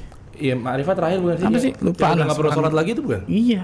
Rasul aja sholat sampai kakinya bengkak kok. Iya benar. Masa Rasul lebih bawah daripada dia, subhanallah. Ini manusia yang paling Allah cintai kok, subhanallah, betul ya?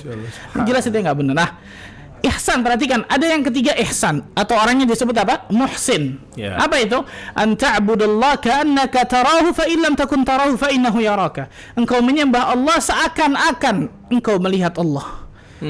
Dan jika engkau tidak melihat Allah, maka yakinilah Allah Azza wa Jalla pasti melihatmu. Ini ihsan. Apa itu? Muraqabah. Apa itu muraqabah? Selalu merasa diawasi oleh Allah Azza wa Jalla. Ini perkara yang gak sembarangan, ikhwan.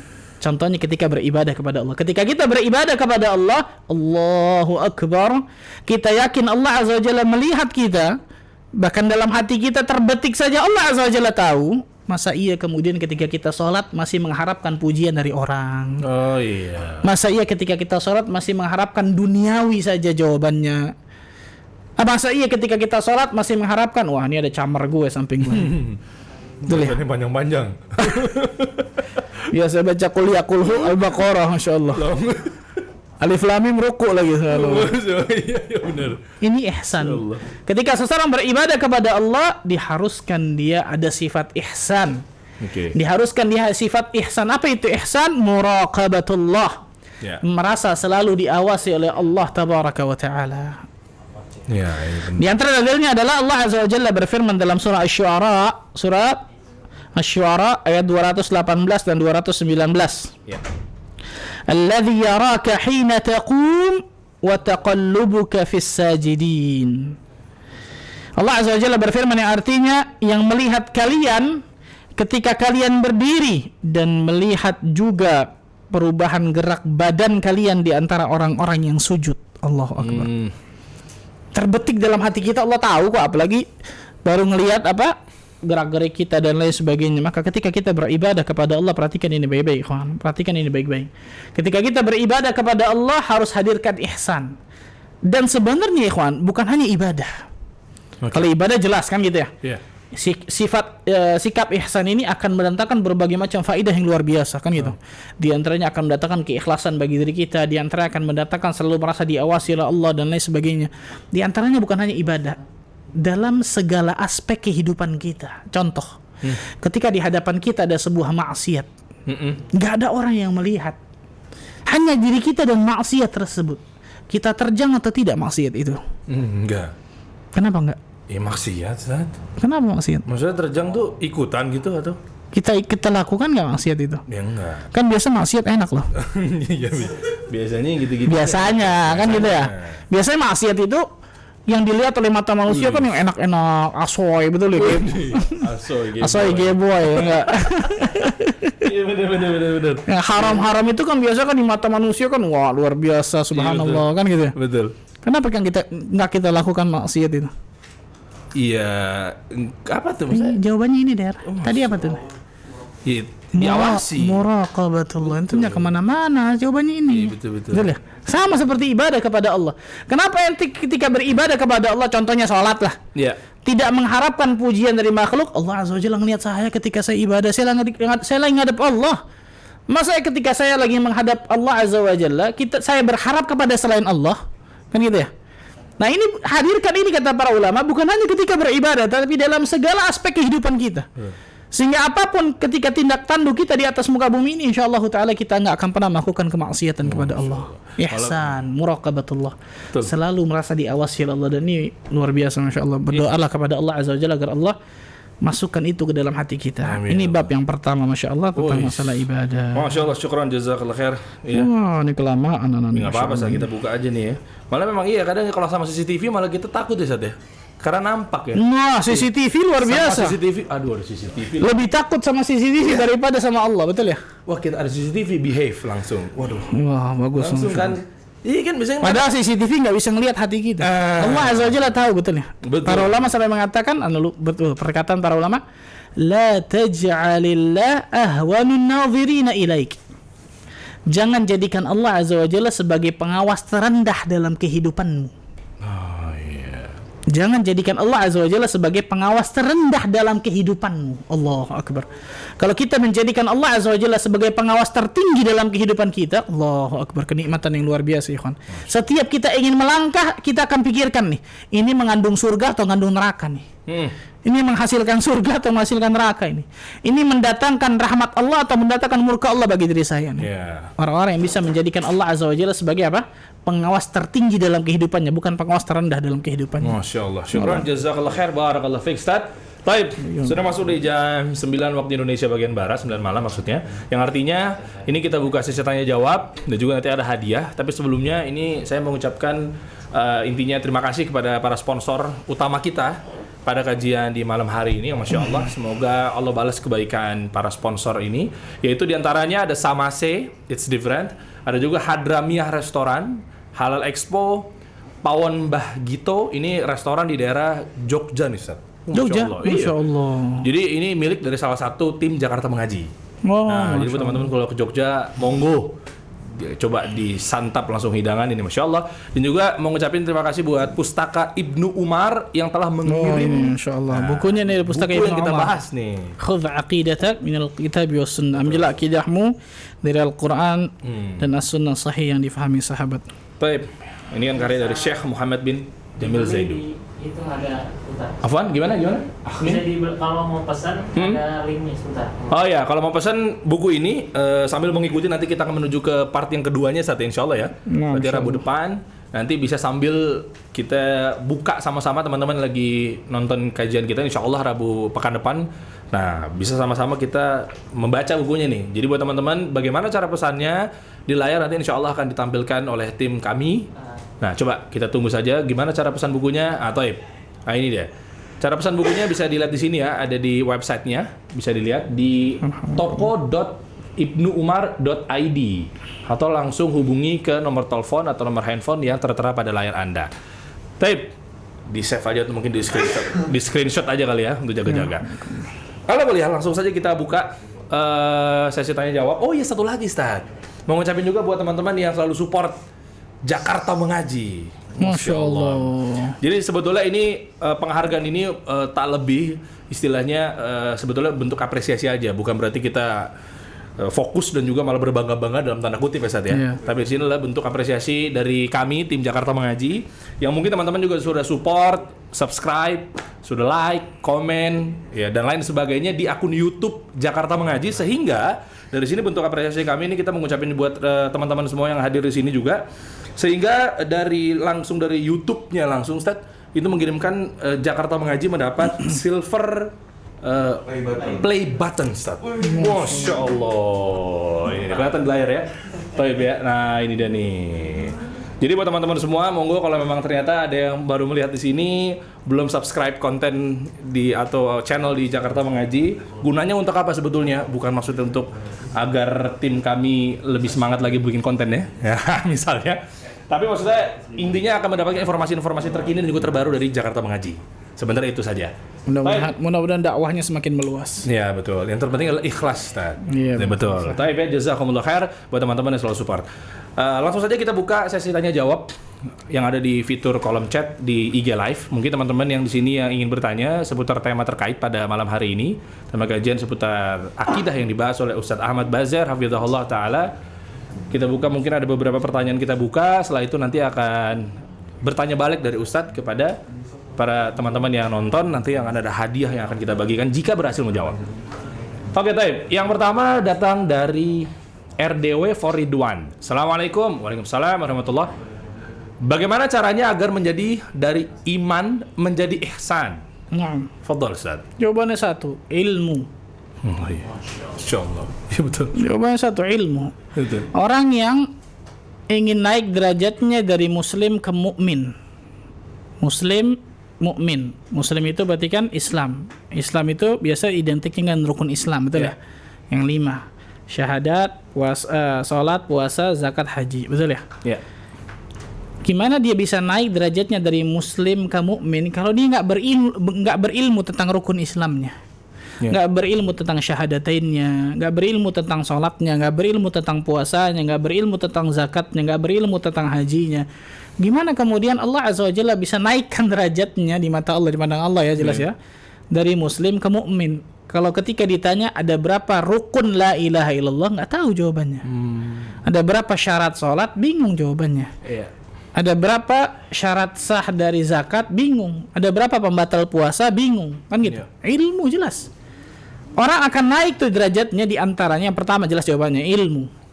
Ketika dia berilmu tentang syahadatainnya, dia berilmu tentang sholatnya, dia berilmu tentang puasanya, berilmu tentang zakatnya, berilmu tentang hajinya, dia jalankan konsekuensi-konsekuensi itu dalam kehidupannya. Ini yang kedua. Dia jalankan, dia praktekkan, dia amalkan konsekuensi-konsekuensi dari rukun Islam tersebut dalam kehidupannya, ilmu dan amal berarti, maka insyaallah taala dia akan naik derajatnya menjadi mukmin, kan gitu. Mukmin rukun iman, betul. Iman kepada Allah, iman kepada malaikat, kitab-kitab, rasul-rasul, hari kiamat, takdir baik, takdir buruk. Kalau dia nggak berilmu iman kepada Allah konsekuensinya di antara apa saja? Ada 4 atau 5 sampai situ. Berapa banyak orang ketika ditanya iman kepada Allah konsekuensinya apa sih? Ya saya percaya Allah itu ada, titik. Kalau percaya Allah itu ada, Ya, semua agama percaya Tuhan itu ada kan gitu. Iya, Tapi iya, mungkin iya. bukan Allah kan namanya kan segitu subhanallah. Iya, iya. Tapi yang paling penting diantaranya ifradullah ta'ala bil ibadah, mengesahkan Allah dalam beribadah kepada Allah dan lain sebagainya. Nanti kita bahas masalah itu. Berilmu. Dia berilmu tentang rukun imannya, dari iman kepada Allah, malaikat dan lain sebagainya sampai 6, maka insyaallah taala dia jalankan itu dia jalankan itu dalam kehidupannya, konsekuensinya insyaallah dia akan naik derajatnya menjadi ihsan. Jadi jawabannya dengan ilmu dan juga dengan amal saleh. Ya, syukran. Ustaz, barakallahu fik. Lanjut kita ke pertanyaan berikutnya, mungkin bisa kita lihat di layar. Nah, ini dia. Dari Putri Wasitol. Bismillah. Anda ketika sekolah ada tugas agama Islam yang harus mencatat ibadah sunnah maupun wajib. Kelak catatan itu akan menambah nilai di rapor. Nah, memang banyak terjadi nih, Ustaz. Apakah itu termasuk ria atau gimana, Ustaz? Fadhol. Oh, maksudnya nyatat ibadah dia ya? Iya.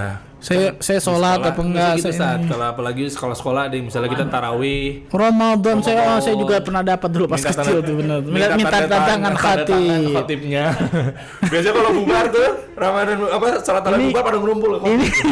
Ini mungkin niatnya supaya tuh anak sholat tarawih nggak bolos gitu ya. Mungkin begitu. Nggak main perang-perangan pakai sarung kayaknya. Perang pakai sarung.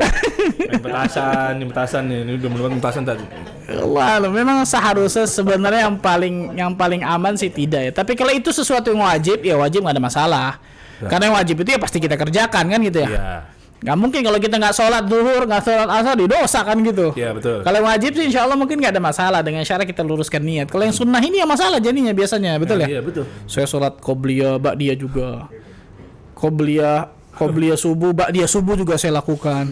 Ba'diyah subuh yang nggak ada ya dilakukan juga semua.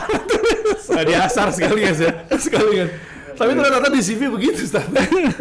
Di CV taruh begitu tuh. Ibadah sunnahnya panjang banget. Iya, kalau ibadah sunnah repot ya. Saya sholat duha itu 12 rakaat. Saya sholat tahajud kadang-kadang 11, kadang-kadang 9. Repotnya di sini. Tapi yang jadi tugas yang jadi repot, jadi tugas sekolah. Kalau nggak ini repot. Maka minimal kita mengingkari atau tidak, Ustaz? Dalam hati kita insya Allah yang paling penting adalah jaga niat kita sebenarnya. Saya melakukan ini hanya untuk tugas dari sekolah, tidak kemudian ingin berbangga dengan amalan saya dan lain sebagainya. Jaga itu dan doa kepada Allah, mudah-mudahan Allah berikan keikhlasan. Amin Allah. Baik, ada Irham Idris 18. Assalamualaikum Ustaz. Waalaikumsalam. Jika dalam melakukan ibadah lalu terbesit ria dalam hati, namun kita selalu menolak bisikan tersebut, Ustaz. Apakah kita berdosa dengan datangnya bisikan tersebut? Nah, ini bagus pertanyaan, Insya Allah. Di antara cara agar kita selalu ikhlas di dalam beribadah, tidak lain tidak bukan selalu mengecek niat kita. Tajdidun niyah namanya. Selalu mengecek niat kita, memperbaharui niat kita 3 kali sebelum kita beribadah, ketika sedang beribadah, dan setelah beribadah. 3 kali ini ya. Semacam evaluasi ya, Ustaz. Iya, sebelum beribadah, yang tadi Ibnu Qayyim katakan, sebelum kita ibadah, tanya 2 hal sama diri kita, betul ya? Limadza saya melakukan ini untuk siapa nih? Untuk Allah bukan nih? Untuk apa nih? Ikhlas nggak? Kalau ikhlas, tanya kedua, wa kaifa, bagaimana ibadah ini? Apakah sesuai dengan tuntunan Nabi atau tidak? Jadi sebelum beribadah kepada Allah, cek dulu niat kita nih. Saya melakukan ibadah ini ikhlas nggak nih? Kalau ikhlas, jalan bismillah. Kalau kemudian karena mengharapkan pujian dan lain sebagainya, ingat ibadah nggak akan diberikan pahala kecuali ikhlas kan gitu. Ingat tentang surga, ingat tentang neraka. Sedikit mantap jalan ibadah. Jangan tunggu mantap banget akhirnya nggak ibadah. Iya benar. Betul ya? Betul. Kenapa nggak salat berjalan di masjid? Saya takut riya, Pak Ustadz. Ya salah. Nggak mungkin, itu amal soleh yang tidak akan pernah mungkin nggak kelihatan orang. Kan betul ya? Iya betul. Gimana caranya antum sholat berjamaah nggak kelihatan orang pakai topeng? Nggak bisa, kan gitu ya? Itu salah yang seperti itu. Mengecek niat sebelum kita beramal. Kemudian yang kedua, ketika sedang beramal, contoh, antum cek niat nih. Sebelum datang, dan ini jarang kita lakukan nih, ikhwan. Perhatikan baik-baik. Gimana, Ustaz? Sebelum antum jalan dari apartemen, antum dari mana tadi? Apartemen dari Kelapa Gading, apartemen. Kelapa Gading. Apartemen lah misal. Kita ambil apartemen. Sebelum antum jalan dari rumah antum, keluar rumah antum datang ke sini Jakarta mengaji, antum cek niat antum. Datang ke sana mau apa niat ana? Masya Allah. Ikhlas karena Allah nuntut ilmu, ingin dapatkan pahala atau apa nih? Ya. Kalau ikhlas jalan bismillah. Tapi kalau karena ada niat, karena manusia kan niatnya macam-macam, betul ya? Ada cuma gara-gara karena dagang, ada karena ingin ketemu teman doang, ada karena ini macam-macam kan, macam-macam niat manusia. Ketika sebelum dia beribadah cek niat, ikhlas, jalan bismillah. Ketika sedang beribadah, antum lagi jalan ketemu orang nih, ketemu siapa teman antum? Dar, mau kemana Dar? Jakarta mengaji. Masya Allah, anak kepengen kayak antum gini soalnya, tapi anak belum bisa nih. Oke. Cuman ngomong gitu doang, habis itu jalan. Kira-kira hati antum gimana? Oh, oke.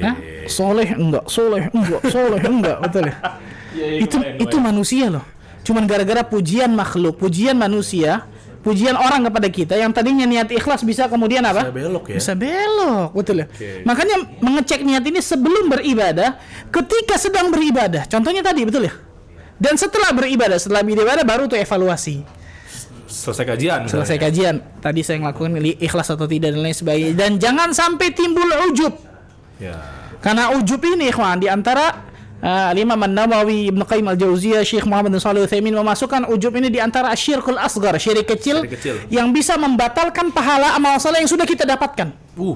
Sudah dapat capek-capek ini pahalanya, kata Syekh Utsaimin, batal itu gara-gara ujub. Bangga akan dirinya, bangga akan kelebihannya, bangga akan amalannya. Gara-gara ujub habis hancur tuh angus. Oke. Maka yang bisa menghilangkan pahala amal saleh sebelum dan ketika beramal saleh, riya. Iya. Sebelum beribadah muncul riya, habis. Ketika beribadah muncul riya dan itu dia tidak lawan sampai akhir, habis. Dan setelah yang bisa menghilangkan pahala amal saleh setelah ibadah itu selesai bukan riya tapi ujub, dari pendapat yang lebih rajih. Nah, gimana kalau orang sholat? Contoh tadi betul pertanyaannya. Antum sholat Allahu Akbar, ikhlas nih. Rakaat pertama, rakaat kedua. Rakaat ketiga tahu-tahu samping antum ada camar. Oke. Camar tuh antum misal nih, misal ya. Antum udah nikah belum? Udah. Oh, udah Masya Allah. Misal dulu sebelum nikah. Rakaat ketiga ada camar, hati antum yang tadi lurus kemudian belok tuh, mulai belok. Betul ya? Betul. Gimana caranya? Kata para ulama, mengembalikan ke rule aslinya lagi tuh.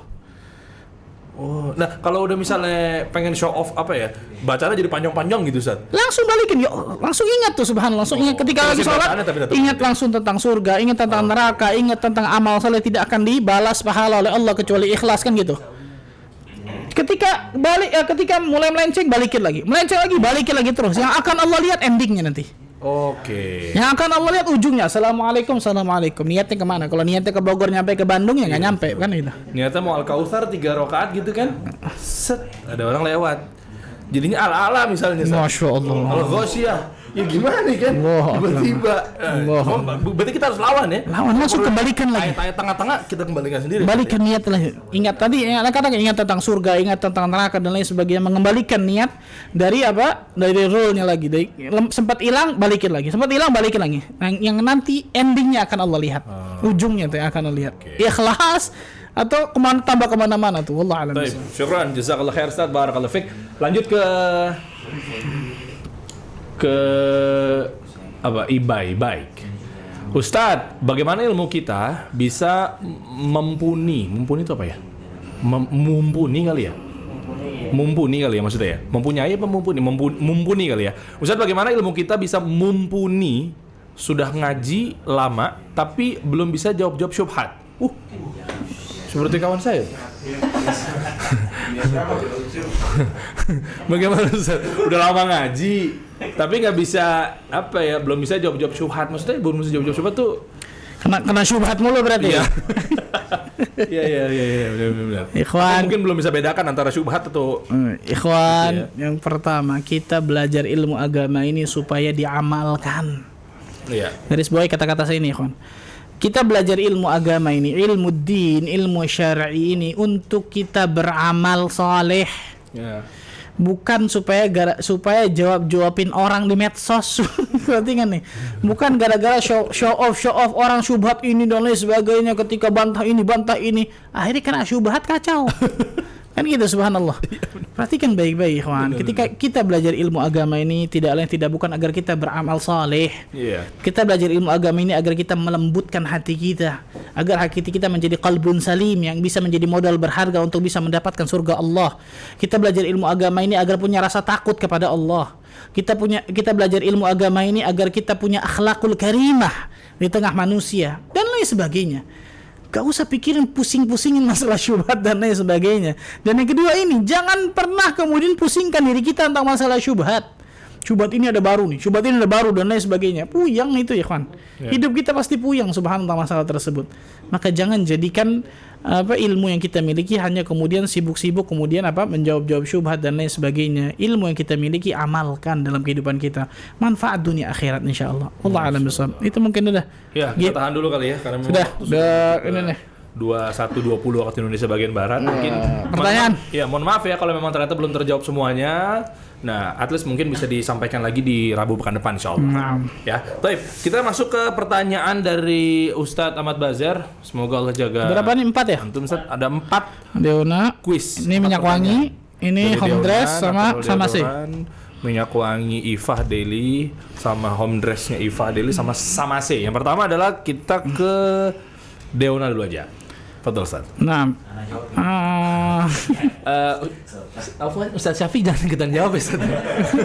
Ada Ustaz Syafiq di sini ikut nonton kajian. Masya Allah. Kalau muncul nama beliau ini nggak saya pilih mungkin ya. Kan anak yang milih, kalau anak yang milih gimana? Ya juga sih. Dalil yang pertama ya, dalil yang menunjukkan kita diwajibkan untuk beribadah, kita diciptakan untuk ibadah. Surat apa tuh?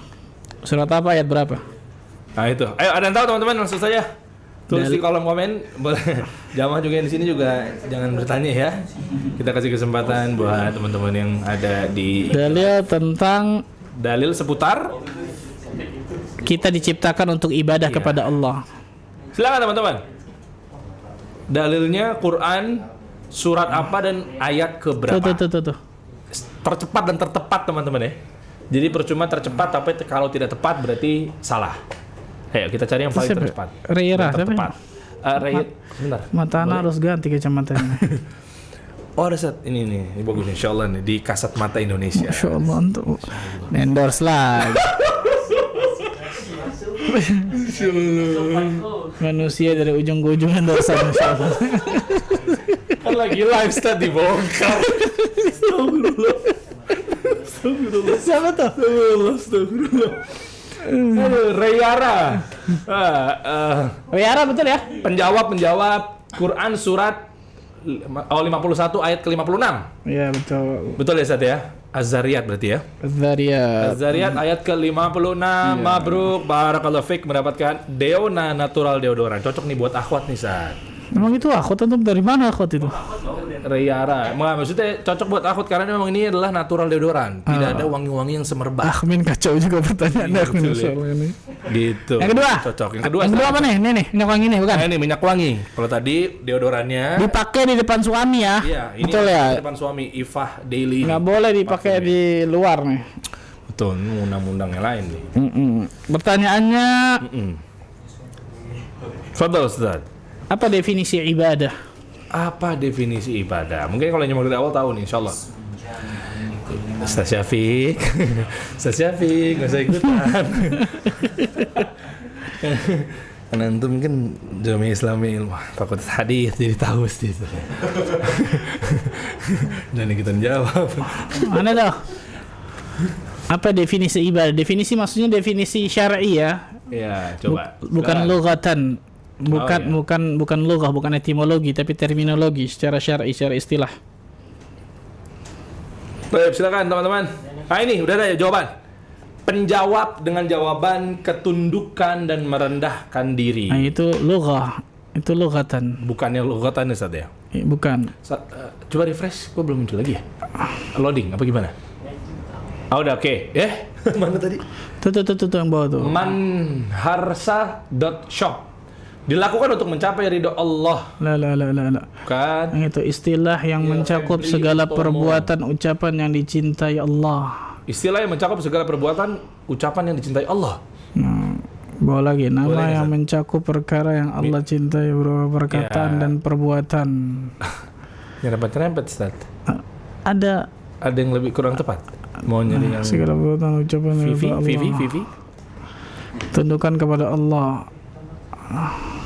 Bukan. Gita taat kepada Allah. Itu definisi takwa ya kalau Gita ya.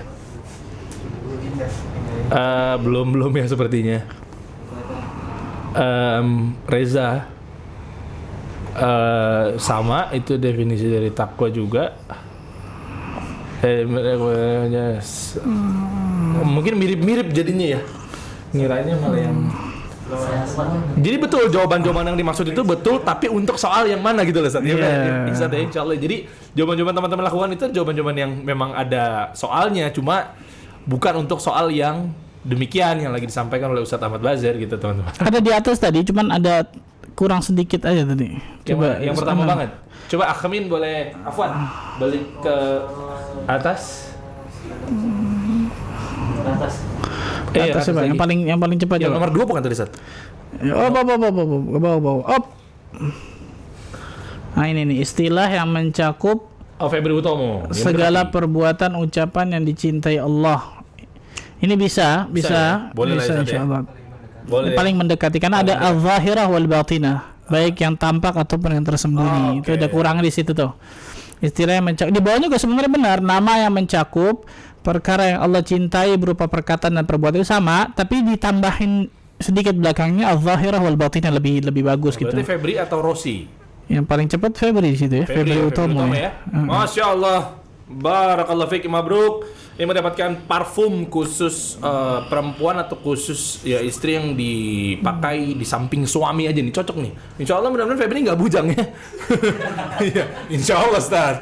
Kita doakan saja Ustaz. Ya, kalau nggak simpen buat istrinya Ya, nanti, insyaallah. buat jadi Buat mahar. mahar, Masya buat Allah. malam pertama bisa. Betul, insyaallah. cocok nantinya nih buat istri. Yang ketiga, apa nih yang ketiga? Buat cowok Ini nih nih, Febrinya pakai parfum. home dress. Home dress. Sama dari Ifah Deli juga nih. Ini sama nih, ini adalah Ini pink semua itu insyaallah nih. ya, ini solusi tampil cantik depan suami. Masya Allah. Daster kekinian yang cocok dipakai depan suami saja. Tadi Anda sebutkan ada 3 pilar atau rukun dari ibadah. Apa 3 pilar atau 3 rukun dari ibadah tersebut yang harus ada setiap kita ibadah apapun itu? Wah ini nih, home dress dari Ifah Daily Wear nih teman-teman. Yuk langsung yuk, jawab soal dari pertanyaan dari Ustadz Ahmad Bazar. Fadol, silakan nih, ada yang mau nih. Home dress nih. Dress dari Ifah Daily Wear, Masya Allah. Ada, coba refresh, Akhmin Fatur, Hafizahullah. Oh belum ada? Ini Cash Flow Quadrant, asik namanya, Masya Allah. Rasa cinta, rasa takut, rasa harap. Bahasa Arabnya? Iya. Alhamdulillah. 3 bukan? 3 Sat. Cinta, takut, dan harap. Naam. Ya betul ya, Cash Flow Quadrant. Oke, selamat dia mendapatkan. Keslo apa putri tuh? Oh Keslo. Cash Flow benar kan? Rasa cinta, rasa takut, rasa harap, sahih betul. Siap mendapatkan home dress atau daster rumahan. Ini persembahan dari Ifah Daily Wear. Luar biasa, nanti akan dikirimkan langsung nih ya. Dari Bandung ya, Ji? Iya. Masya Allah. Nah ini nih, terakhir. Sama sih. Nah, ini solusi baju ikhwan yang pengen tampil bisa ke kantor, tapi bisa dipakai buat kajian juga, Ustaz. Masya Allah. Jadi nggak perlu beli 2 baju. Mau ke kantor bajunya ini, masuk mau kajian, ribet lagi. Allahu Akbar. Masya Allah. Tadi disebutkan, Anda sebutkan tadi hadis tentang hak Allah atas hambanya. Kemudian Rasulullah SAW membonceng seorang sahabat. Siapa nama sahabat itu? Nah, yang Rasulullah SAW lakukan apa ya? Berseru dengan panggilan 3 kali. Sampai 3 Ustaz, ya? kali. Ya. Ah, itu dia. Siapa nama sahabat? Ini nggak saya kasih tahu dong Ji, lu kan di sini termasuk suara mic-nya Ji. Untung para jamaah pada ngasih tahu bocor. Reji. Nasabnya khusus. Iya betul. Ah itu dia tuh. Jabir, siapa Jabir? Masa anak nggak ngomong Jabir dari tadi? Jabir anak Jabir, Ustaz Muhammad, ada anaknya Ustaz Syafiq. bukan Jarir itu. Jabir anak Ustaz Syafiq. Anak Ustaz Syafiq betul, Abu Jabir. Baik, mana? Tuh Mu'adz bin Jabal. Ya, Mas Tio 26. Nama sahabat adalah Mu'adz bin Jabal radhiyallahu anhu. Selamat mendapatkan sama sih. Cocok nih Mas Tio, cowok nih mendapatkan sama sih. Insyaallah dikirim baju yang paling barunya nih insyaallah. Asik. Insyaallah. Baju koko ya? Asik. Kok antum maju-maju ngapain sih? Enggak, maksudnya kalau pengen tahu ininya bentuk cuttingannya Ustaz. Masyaallah. Oke, selamat kalau kita buat Mas Tio 26 mendapatkan sama sih. Insyaallah coba langsung aja komunikasi dengan admin kita untuk size-nya, ukuran dan lain sebagainya nanti akan dikirim. Tunggu aja ya, teman-teman ya. Tapi kalau gitu Ustaz, mungkin ada closing statement mungkin ada yang mau disampaikan? Nah, ini baru awal ya dari pembahasan kitab ini. Insyaallah taala kita akan selesaikan kitab ini. Ya jelas tidak mungkin secara detail luar biasa kita bahas ya, tapi mudah-mudahan ketika kita membahas kitab ini menjadikan akidah kita insyaallah taala menjadi salimah insyaallah. Mudah-mudahan Allah azza wajalla berkahi pertemuan kita ini. Mudah-mudahan Allah azza wajalla jadikan diri kita termasuk golongan hamba-hamba Allah yang mendapatkan hidayatul taufik untuk bisa meniti siratal mustaqim. Amin. Sampai nantinya Allah azza wajalla wafatkan kita dalam keadaan husnul khatimah. Ya. Sebagaimana Allah azza wajalla kumpulkan kita di tempat ini, mudah-mudahan juga bisa Allah kumpulkan kita nanti di surga firdaus ya tanpa hisab dan tanpa azab. Allahumma amin rabbal alamin. Subhanakallahumma bihamdika asyhadu an la ilaha illa anta astaghfiruka wa atubu ilaik. Wassalamualaikum warahmatullahi wabarakatuh. Waalaikumsalam warahmatullahi wabarakatuh.